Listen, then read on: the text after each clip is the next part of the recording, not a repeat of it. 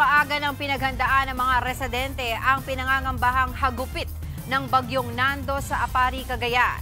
May mga residenteng nagtali na ng bubong ng kanilang bahay, may mga nagpatong din ng mga pabigat sa kanilang mga bubong. Inangat na rin ang mga bangka sa baybayin para hindi tangayin ng alon. Nagpatupad na rin ng preemptive evacuation sa ilang lugar.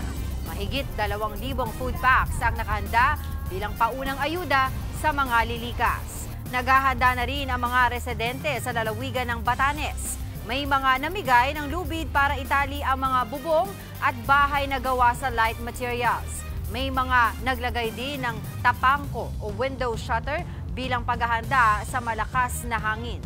Tinanggal na ang ilang solar street lights para matiyak na hindi ito masisira sa kasagsagan ng bagyo. Mga kapatid, Angela Lagunsad Castro po para sa komprehensibo at makabuluhang balitaan at talakayan. Mag-follow at subscribe na sa social media pages ng News 5.